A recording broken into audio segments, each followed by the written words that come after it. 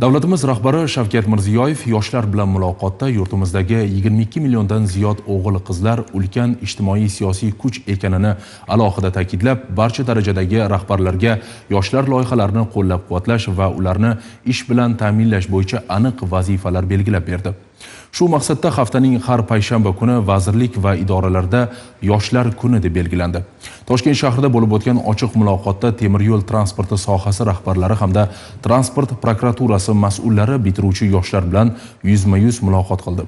Asosiy e'tibor talabalarning innovatsion g'oyalarini qo'llab-quvvatlash, ularni yangi ish o'rinlariga yo'naltirish va sohada shaffoflikni ta'minlashga qaratildi. Batafsil muxbirimiz Said Akbar Mo'minov lavhasida. Bugungi kunda transport sohasi nafaqat yo'llarni tutashtiradi, balki minglab yosh mutaxassislar uchun ulkan imkoniyatlar eshigini ochadi. Poytaxtimiz Toshkent shahrida bo'lib o'tgan rahbar va talaba yoshlar ishtirokidagi ochiq muloqot ham aynan shu maqsadga xizmat qildi.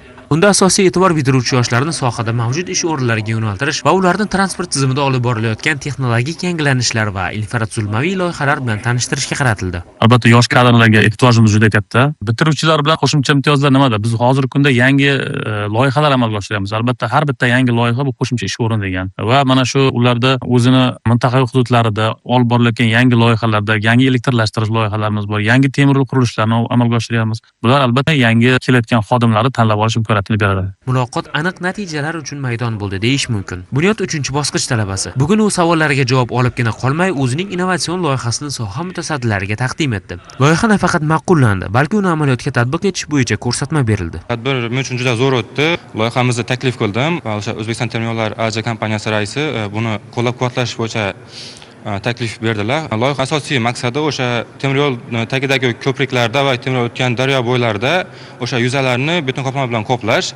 Buning oqibatida o'sha daryo bo'ylaridagi tuproq yuvilishi oldini olinadi va o'sha temir yo'l o'tgan joydagi grunt ostiga namlik o'tishidan oldin olinadi. Oliy ta'lim bitiruvchilarini ish bilan ta'minlashda faqatgina imkoniyat yaratish kifoya emas. Bu jarayonda shaffoflikni ta'minlash, korrupsiyaviy holatlarga yo'l qo'ymaslik ham ustuvor vazifa. Shu boisdan shu kunning o'zida transport prokurori va yoshlar uchrashuvi ham tashkil etildi. Yoshlarimiz bilan hozirgi prokurorimiz uchrashuvi juda qiziqarli, mazmunli savol-javoblar bilan o'tdi.